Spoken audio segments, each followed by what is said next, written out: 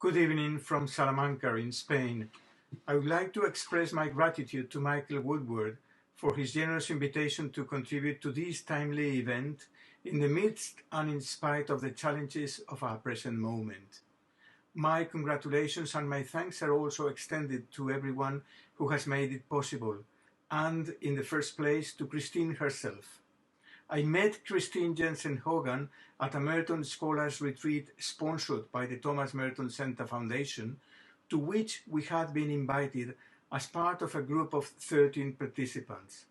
The retreat took place at Bellarmine College, now Bellarmine University, in 1996, between the 21st and the 25th of February, and it included a one-day stay at the Abbey of Gethsemane. Christine presented her play in the morning of Saturday the 24th. In the profile of the participants, Christine had written about herself. I have stolen time in the wee hours to refine and rewrite what seems to be a book of my poems, to delve farther into the novels of Jane Austen, the book of Isaiah, and to consider the revisions of my play about Thomas Merton and Anne Bradstreet, to whom I will always feel that I have not done justice. I suspected and soon thought otherwise. After the retreat, we kept corresponding, not intensely, but always with warmth and mutual appreciation. And eventually, she kindly sent to me the script of her play once it had been staged at the Merton Society Conference at Oakham, England, in 1998. Her play had crossed the Atlantic, and perhaps the time was ripe to reach audiences other than the Anglophone. In a handwritten note, Christine had added, "Fernando, thank you for reading these. I appreciate any suggestions you might have." Suffice to say that my response to her included the possibility of having it published in Spain and my offer to translate it into Spanish. A short exchange on this common dream would come to fruition 2 years later. You're very welcome to this unique event, the first online performance of Christine Hogan's play. You may have read that I helped her stage it at a Thomas Merton conference back in 1998, with only a few hours for rehearsal. By contrast, this performance came only slowly and shyly into focus. I'd always kept hold of the play, as meeting Christine, albeit briefly, and staging the play alongside her remained a treasured memory for me. When lockdown hit in March 2020, the tight script fell out of a drawer. I was moved to run it past our actor friend, Katie Giorgio, who fell for it. I was already wasting my corona time recreating some classic Merton photos, which seemed easier than the amazing old masters then going the rounds. So I thought we could rehearse in costume. It was a small step to add backgrounds on Zoom, and Katie, with great patience and professionalism, led us over regular weekly meetups towards what I hope is a coherent performance here tonight.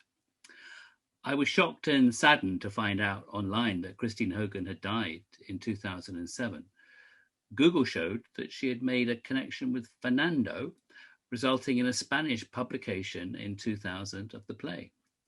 Fernando Beltran Lavador is a well-known name in the world of Thomas Merton scholarship, so I thought it good to reach out and let him know what I was doing. Well, Fernando's enthusiasm for what we were doing took my breath away, and an immensely fruitful collaboration was born, resulting in his translation becoming Spanish subtitles, and to a further connection with Professor Carmen Manuel, who brings a great understanding of Anne Bradstreet to the panel this evening. I'm very grateful also to Reverend Dr. Gary Hall, who has been around the British-Irish Merton Society since its inception and has written, edited, and spoken about Merton widely. There's no one I could turn to over here who is better able to illuminate the background to the play. Before the curtain rises, I want to thank one more person without whom this evening would not be possible. I've seen Matt Wadley grow up over many years, helping out with sound and vision gear at conferences and developing into a maestro of technology with the coolest, most laid back, can-do affect you could possibly find. Matt has brought all that to bear on our project, so we owe him an immense thank you. That's enough from me. Now it's over to Thomas Merton, very excited about his new publication, and Anne Bradstreet, wandering somewhere in the Kentucky hills.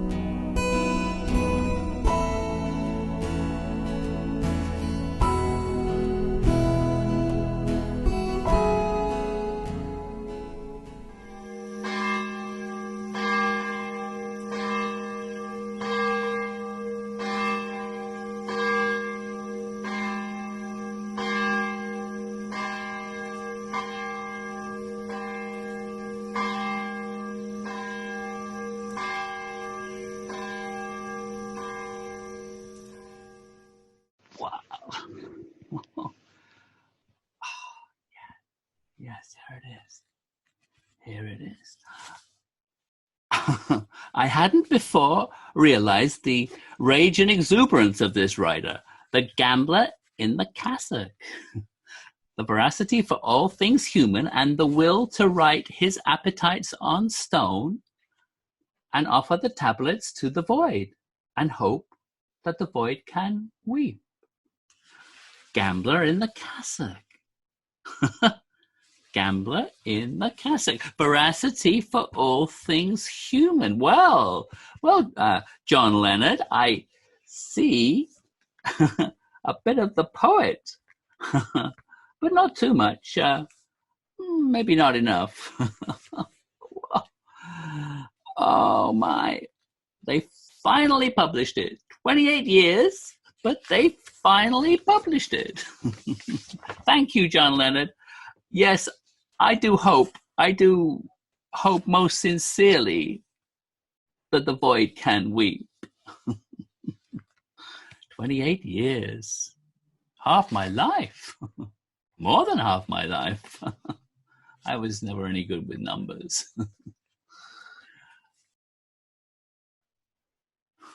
When I behold the heavens as in their prime, and then the earth, though old, still clad in green, the stones and trees insensible of time, nor age nor wrinkle on their face are seen. If winter come, and greenness then do fade, the spring returns, and they more youthful made. But man grows old, lies down where once he's laid. Oh! Yeah. Oh, I've wandered too far. It would seem so. I have definitely wandered too far. Indeed. Yes, indeed. Some sort of college prank? Invade the monastery? She seems a bit too old for that. Madam, what are you wearing? I thought this was the 20th century, and besides that, it's summer. I know it's summer, sir, and I know this is the 17th century in New England, where no one dressed as you should be. Oh, I thought I looked rather charming, sort of debonair. And this is Kentucky, not New England. And is this Kentucky a new settlement near Boston? I haven't heard of Kentucky. No, I wouldn't say it's that near Boston. Somewhat west and a good way south, actually. I've gotten lost in a popish settlement. I didn't even know there was one in America. They don't deal kindly with Protestants. Popish settlement? What is this? I must go back. Back to the 17th century? To New England? That's a long trip. Where am I? Catholics? The Inquisition? Oh, why do I wonder so? This is worse than being found by the Indians. This is too absurd. Me, a Puritan woman, and you lost in a popish settlement in Kentucky. Kentucky. Yeah, who are you? I'm not. I Look. I must return home. Look, I am Father Louis. I have a father, sir. His name is... Do you have a more common name? Merton? Thomas Merton is my more common name. Oh, that's right. You're a Puritan. So names like Patience or Perseverance. You're probably Perseverance Smith or something. I, sir, am Anne Dudley Bradstreet. Oh, okay. Then I'm John Milton. I thought you said your name was Father Louis or Mr. Merton. Oh, yeah, but if you can be Anne Bradstreet, then I can be John Milton. Or Dante. I'd prefer Dante. You are not Dante. Dante lived hundreds of years ago. Well, so did Anne Bradstreet. Oh, why are you in this costume? Halloween isn't here yet, and you missed Mardi Gras. Although they would have loved a Puritan at Mardi Gras. Oh no, not a good choice for Mardi Gras. No, Godiva maybe, or Marie Antoinette, but no, not a Puritan. No. I do not know the people of whom you speak, and as for my costume, it is quite appropriate, I can assure you. You, sir, in that garb are terrifying. The Inquisition, they wore your robes. Actually, I believe they were Jesuits. Do I look like a Jesuit? A Jesuit? Oh, I guess I do. Oh, well. Look, the Inquisition was a while ago, and our racks and thumb screws, they don't work. They're old and rusty. They wouldn't work satisfactorily now. Don't you have to join the other monks for prayer or some other ritual? No. I'd like to know why you're here. I was reading the paper and having my lunch, and you showed up to disturb me. I thought I was alone, sir. I never disturb people at lunch or at any other time. I was tired and stopped to look at the fields. Maybe she's crazy. She seems harmless. Kind of interesting. Look, our fields are beautiful, aren't they? I love to wander through them myself. If you're tired, you could stay and rest a while. The monks and I, we're farmers, not inquisitors. We are a gentle lot. We won't harm you. It is very lovely. So peaceful, so fertile looking. We plant some of it. Much of it is left as woods. I like that. What would the elders say if they knew I was here? Well, I won't breathe a word to them. Oh, what would my fellow monks say if they found you here, Father Louis and a loony Puritan? They'd love it. I thought you did everything as a group. Don't you need to go and join them? Well, no, I'm a hermit of sorts. Just a little of my day is spent at the monastery. The rest of the time, I spend alone so I can write. Oh, you write? They've given you a place just so you can write? They gave it after I badgered and scowled and complained for years. I've wanted a room of my own in which to work. But my household is so busy, there's not a spot for that. I think I'd feel quite selfish to badger for it. Yeah, I suppose I am selfish. No doubt you compensate for your selfishness by writing lengthy prayers and enormous theological and philosophical arguments. Are you accusing me of being a bore? I'm not a bore at all. I, madam, am a gambler in a cassock. Some people think I'm a theologian. You like poetry? Yes. You probably think that quite frivolous. Most strict religious people do. Well, I'm not considered that strict. Clothes don't necessarily make the monk, you know. I write poetry. Of course. So do I. You probably write very dogmatic lines about punishment for sins and how good it is for us to suffer. I've had quite enough of that. It's funny.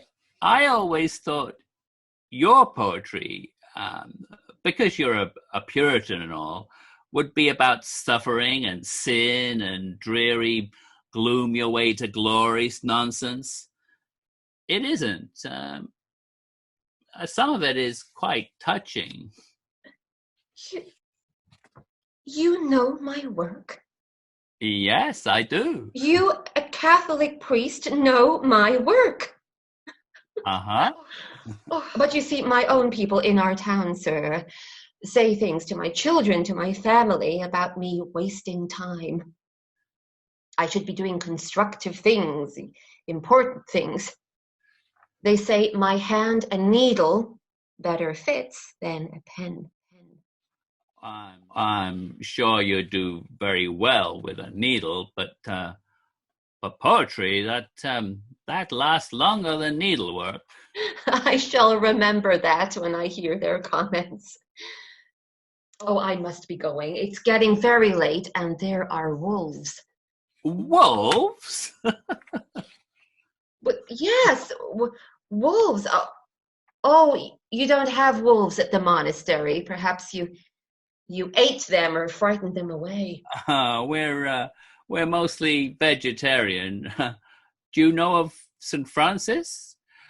He'd be on our case pretty badly if we did any harm to them. But no, we don't seem too bothered by wolves. But in Boston, there was quite a problem, and in Andover, there still is. Wolves in Boston? Yes, Harvard wolves. I've met some of them, and I was a Columbia wolf myself in New York. That's New Amsterdam to you, madam. Yes, I guess we did cause a few problems. My son is at Harvard. I really must go back. Well, look, what if I walk a little way with you, just to make sure you don't get lost again? It might be hard finding your way home. Yes, it might. The land is beautiful. But the buildings, they're so simple. They're not so grand as the abbeys in England. It isn't ominous or strange at all. Perhaps we've learned some of the simplicity of you Protestants at long last. Perhaps. Your summer is warmer than our colony in New England. Yeah, why don't you take off your hat? It must be hot under there. My hat? Oh, no. I don't believe you asked me that. No, I couldn't possibly take off my hat. Well, there's some shade over here. Come and Come and see the graveyard. You can mark your graves. Of course. Don't you? Oh, we did. At first, when we settled. So many died that first year. And the Indians were so curious they would dig up our dead. I've always known Indians to be most respectful of the dead. My dear friend, Lady Arbella, is buried in our woods, and it's impossible to find her grave. She'd been so kind to me in England at the castle. I can't find her grave now. It's such a terrible thing not to be able to find somebody's grave. Yeah, I know it is. And we were on that ship. Oh, how I hated it. I didn't want to leave England and all I knew and loved, but the king was so silly with his taxes and more taxes so he could fight wars far away. We left because they wouldn't pay, my father and Simon. I've known of people leaving this land in protest too, against the Vietnam War. Vietnam War? Yeah, in Asia, the Orient. They went north to Canada, some of them, so they wouldn't have to fight across the world for something they didn't think made sense. It's a hard thing, having convictions. Now look at that. Father Louis. Another Father Louis. Must you even share names? You share names? Look. No? Why? Oh. Oh, I see. This was someone to whom you were close. Yeah. Yeah, you could say that. We were somewhat close to him.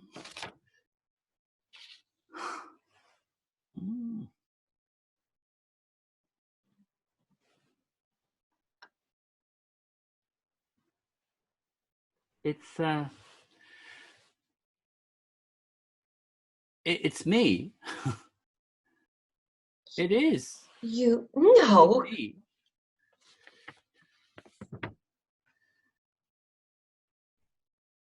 Well, it looks like a pretty fair possibility.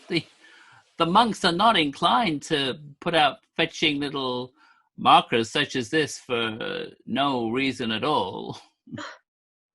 But You really are Anne Bradstreet, aren't you? Of course. Well then that explains everything. Let me see the date on that. December 10th, 1968.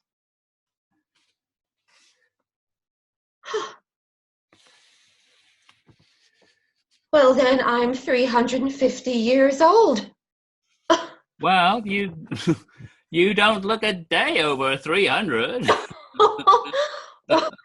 What is this? Why? I don't understand.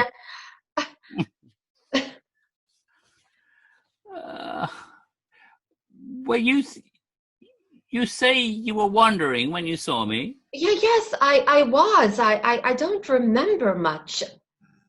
And I wander these woods, wandering souls, perhaps. What some call purgatory. In our religion, you were either one of the chosen ones or you weren't. I guess I wasn't. Or maybe if I'd helped Sarah. Who's Sarah? Sarah is my sister. She was not so prudent, so clever as I was. She had a great passion for life, for understanding things. She questioned our faith mildly, very mildly. Her husband, and her father, my father, they cast her out of the colony. My father granted her husband a divorce from her and gave her only the very least to live on.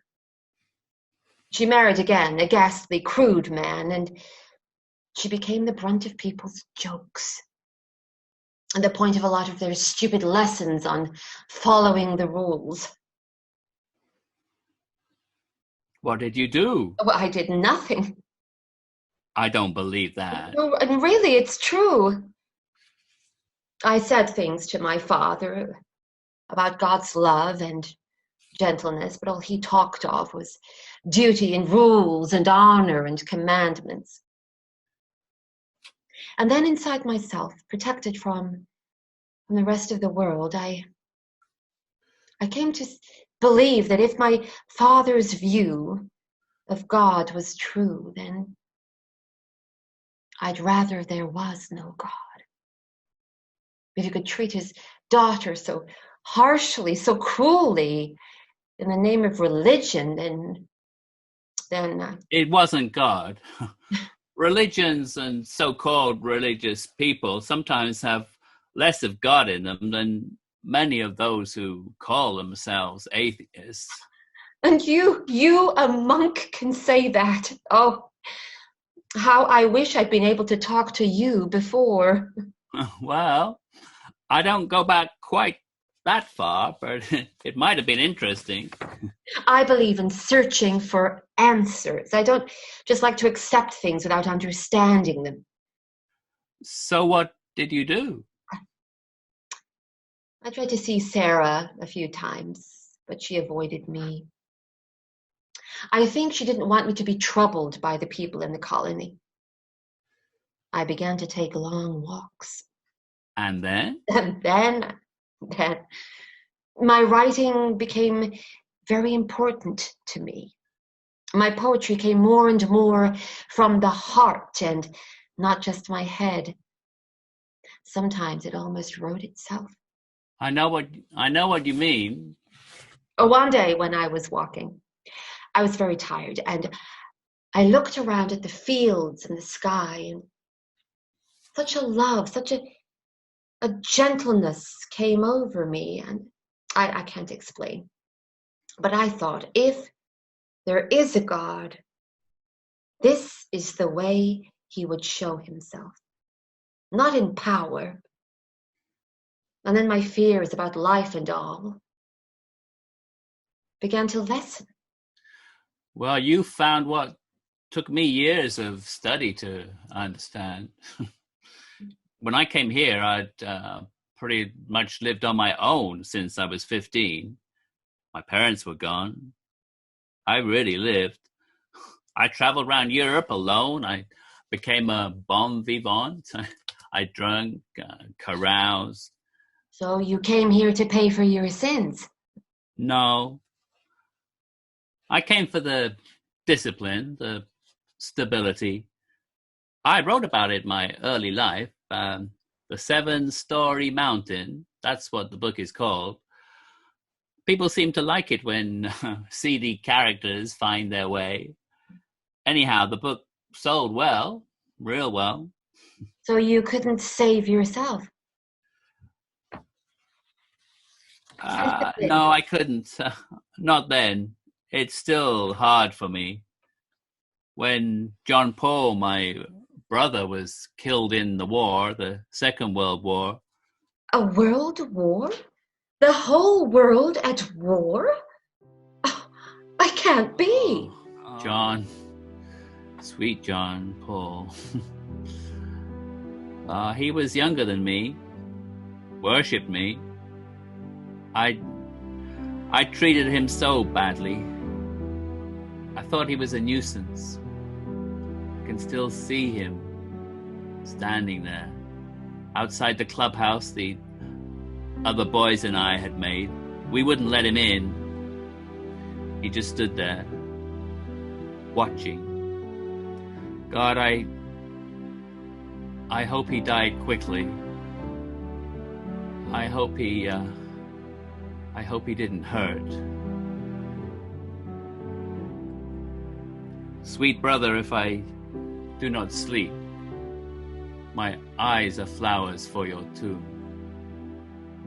And if I cannot eat my bread, my fast shall live like willows where you died. If in the heat I find no water for my thirst shall turn to springs for you, poor traveler.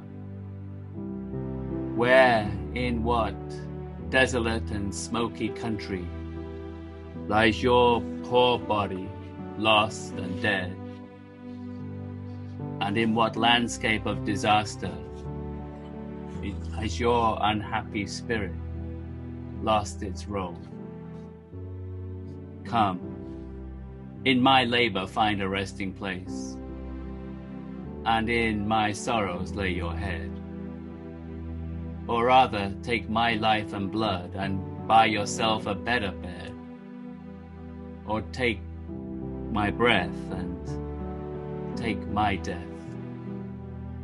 and buy yourself a better rest.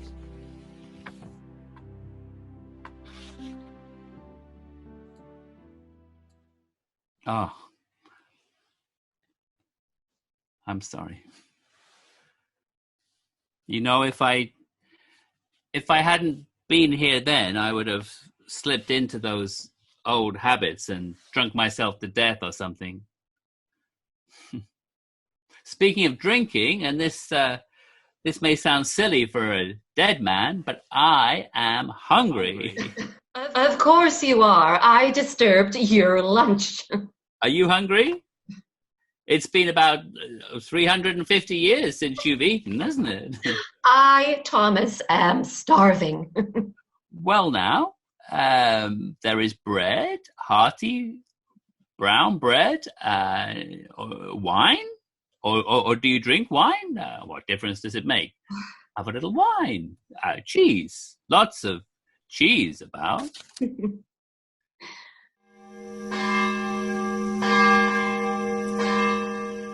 Well, would you look at those monks, sanctified eunuchs running away from life? Just look at them. Madam, I'm certainly no eunuch, sanctified or otherwise. You don't fit the mold here. Did you never meet a woman who turned your heart to thoughts of love and home and family? I didn't know there was a mold here to fit. I was callow, wild, I guess, before I came here. There were a number of women, but there was one long ago. I wrote poems for her, but I would have been a terrible husband, a wretched father. I was so self-centered, and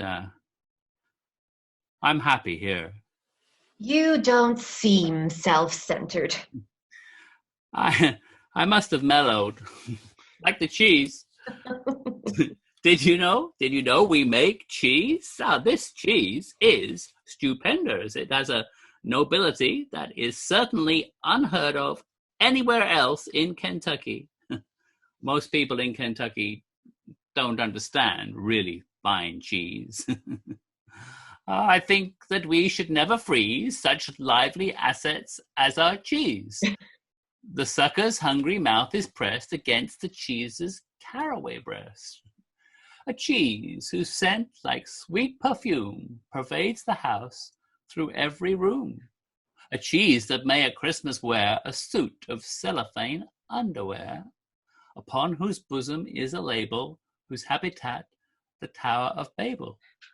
Poems are naught but warmed up breeze. Dollars are made with Trappist cheese. So they think that poetry is frivolous. Oh, like some of my people. And you make cheese. Yeah. I'd like to go back. I'd like to see my family. I wonder if they're wandering too. If this is purgatory, how long does it last? I'm not sure.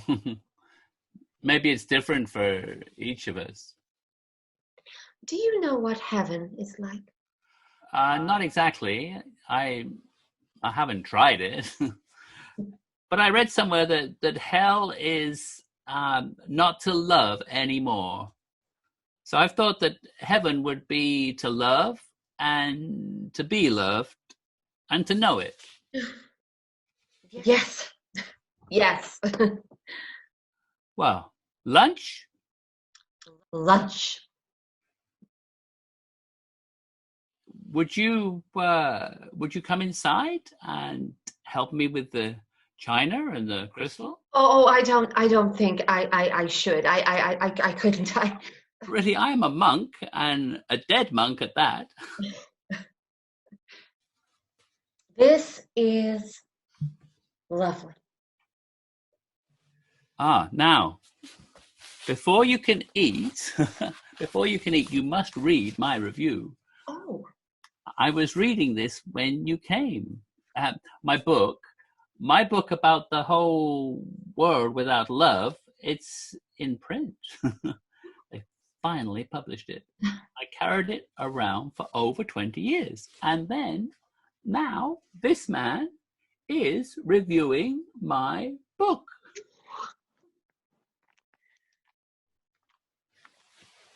What an odd looking script. It's not at all pretty. Now, does gambler in the cassock mean he likes it? Well, he must like it. He goes on and on.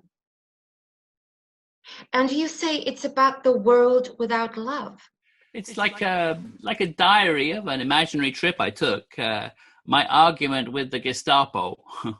It's a journal about escaping from the... Escape? Yeah, there was a group of people who wanted power for themselves and only themselves. Not much different from your king or any other oppressors, except in scope, except in their vast scope and their evil. I wrote it in 1941 when war was brewing in Europe. I had lived there and I loved it, so I began to see in my mind what could and sadly what did happen. My body was in the nice little town in upstate New York where I was teaching, but my soul knew. I saw the pain, the desolation, the refugees, the prisoners, victims, horror, the emptiness. Oh, I'm sorry. Now I'm disturbing your lunch. No, you're not. I've lived through quite a lot of upheaval, political upheaval in England. My father talked a lot about it. So did everyone in our house. Now, why didn't they print your book when you wrote it? I think they didn't want to risk offending some government officials here or in Europe. And that really was quite ridiculous of them. What government official would read Thomas Merton? What government official reads? Oh. Why did you want it printed now? Because the guns are bigger now. Much, much bigger. And people need to know that it isn't power that brings peace. No, it isn't. Here. Oh, thank you.